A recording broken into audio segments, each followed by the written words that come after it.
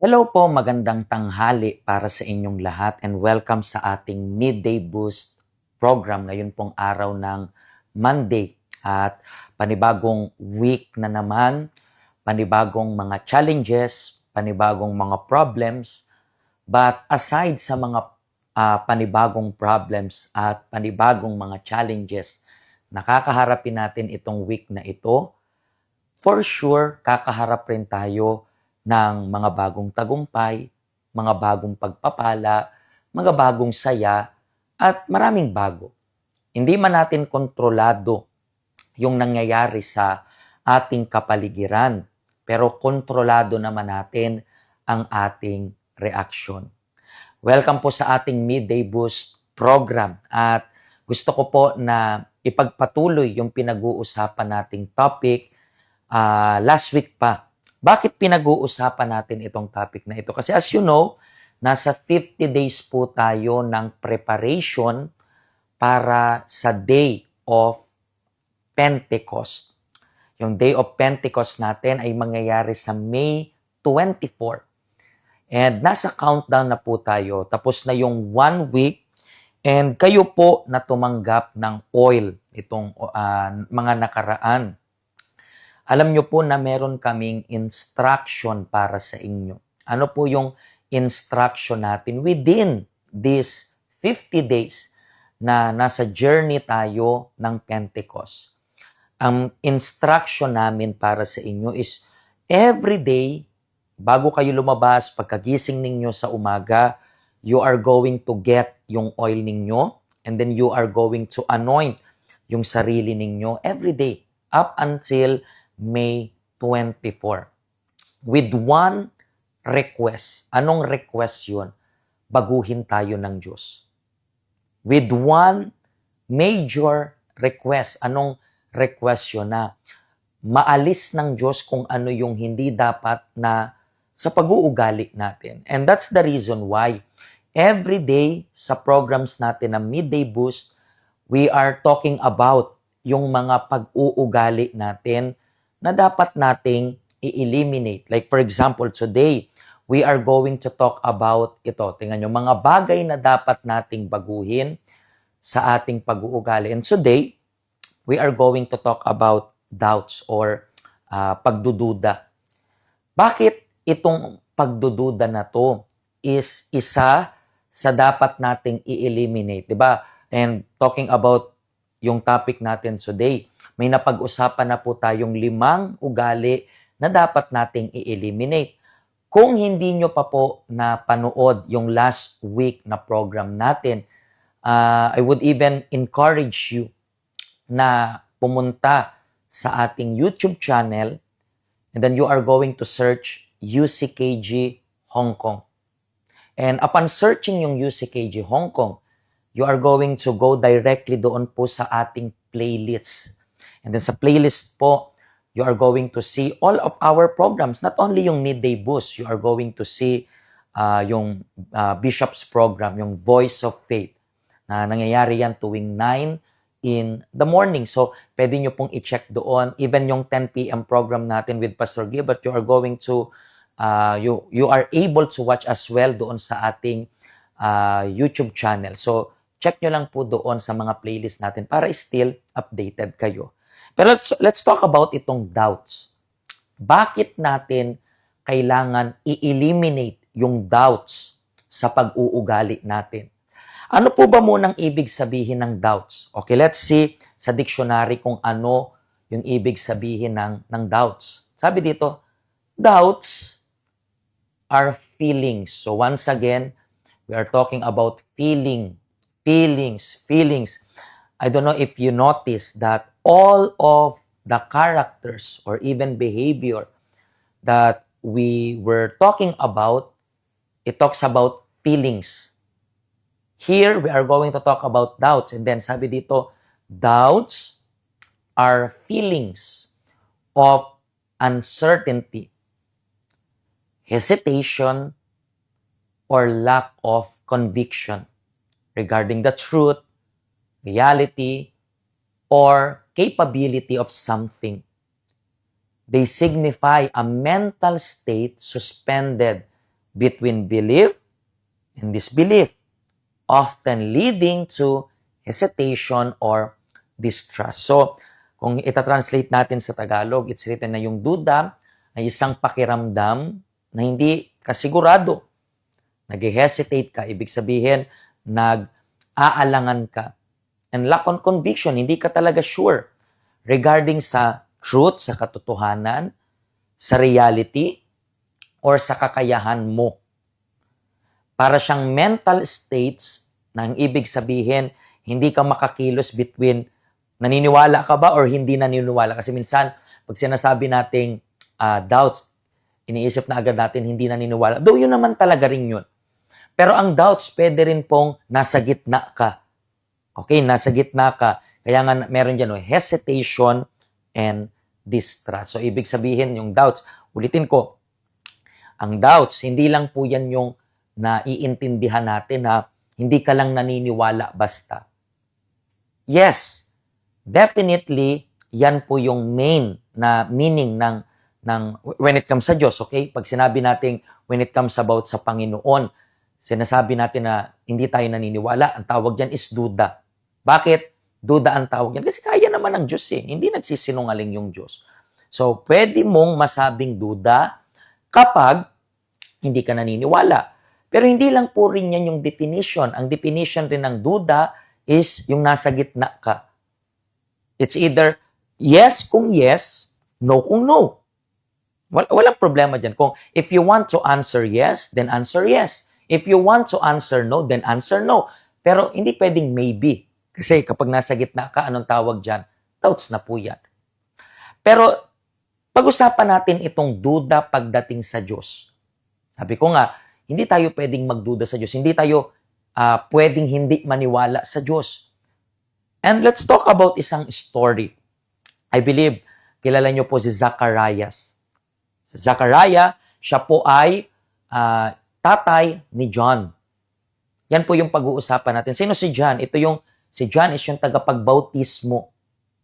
And dito, mapapansin po natin, merong isang nangyari na nagduda siya. Pero para mas maganda, basahin na lang po natin dito sa salita ng Diyos. Mababasa niyo po yan dito sa libro ng Lucas sa chapter 1. Sabi dito, nung si Herodes ang hari sa Judea, may isang pari na ang pangalan ay Zacharias. Ang asawa niya ay si Elizabeth, na kabilang din sa angkan ni Aaron. Silang dalawa ay kapwa matuwid sa harap ng Diyos. Maingat nilang sinusunod ang lahat ng utos at mga tuntunin ng Panginoon. Wala silang anak dahil baog si Elizabeth at matanda na silang pareho. So dito po, in-explain ng Bible para sa atin yung clear reality. Para mas maintindihan nyo po yung kwento kasi ipagpapatuloy pa natin to. Pero binigyan sila ng description na itong si Zacharias ay pare, ibig sabihin lingkod ng Diyos. So supposed to be kung lingkod ka ng Diyos, meron kang knowledge sa salita ng Diyos. And then si Elizabeth rin daw, galing rin sa angkan ng pare. So dalawa sila, yung detalye pa nga dito, let's read yung detalye dito, silang dalawa ay kapwa matuwid sa harap ng Diyos. And then maingat daw nilang sinusunod ang lahat ng utos at tuntunin ng Panginoon. So ibig sabihin, they are strict. Diba? They are strict na sinusunod yung salita ng Diyos. Pero tingnan natin kung anong nangyari sa next. Sabi dito, biglang nagpakita kay Zacharias ang isang anghel ng Panginoon. Nabagabag at natakot si Zacharias nang makita niya ang anghel. Pero sinabi sa kanya ng anghel, huwag kang matakot, Zacharias. Dininig ng Diyos ang panalangin mo, magkakaanak ng isang lalaki ang asawa mong si Elizabeth, at Juan ang ipapangalan mo sa kanya. Matutuwa kayo at magiging maligaya dahil sa kanya. Marami ang magagalak sa pagsilang sa kanya. sa sinapupunan pa lang ng kanyang ina ay sasakanya na ang banal na espiritu, maraming Israelita ang panunumbalikin niya sa Panginoon na kanilang Diyos. So dito po, ano pong nangyari afterward? Nagduda dyan. Nagduda dyan si Zachariah. And then ano nangyari kay Zachariah? Naging pipi. Naging pipi si Zachariah dyan. Bakit? Hindi naniwala. Na supposed to be, dapat maniwala. Sinabi na, in-explain na dito, let's see kung paano yung explanation, sa sinapupunan pa lang daw is marami nang manunumbalik sa Diyos. Pero anong nangyari? Dito makikita natin na even though ine-explain na para sa kanya na magiging ayos yung lahat, in-explain na sa kanya na, alam mo po yun, magiging mabuti siya. Pero itong si Zachariah, walang, and then I was thinking nga ganito, kasi in-explain na lahat eh. Pero hindi pa rin siya naniwala. And then alam niyo na po yung story. Kung hindi siya naniwala, naging pipi siya. Hindi siya naniwala. Tingnan niyo po, maingat nilang sinusunod, pero at the same time, naging pipi siya. Bakit? Kasi nagduda siya. And then, habang binabasa ko yung story, naalala ko po yung verse na ito sa libro po ng James. Ngunit dapat magtiwala ang humihingi at huwag magduda. Kasi tingnan niyo po, humihingi siya, pero yung time na ibibigay na yung resulta, doon siya nagduda. Anong ginawa ng Diyos? Pinipi siya. Bakit? Kasi yung tao pong may duda, walang mabuting lalabas sa bibig nila kasi nga may duda sila. So minsan, kapag may duda yung tao, mas magandang manahimik na lang.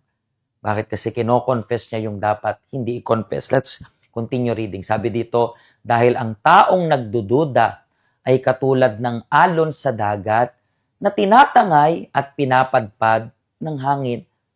Ang ganitong tao ay hindi dapat umasa na may matatanggap mula sa Panginoon dahil nagdadalawang isip siya at walang katiyakan sa mga ginagawa niya. So, hindi dapat tayo maging katulad ni Zachariah na merong, alam mo yun, Diyos na mismo yung nagsabi, magkakaanak, pero nagduda pa rin. Naging pipi tuloy.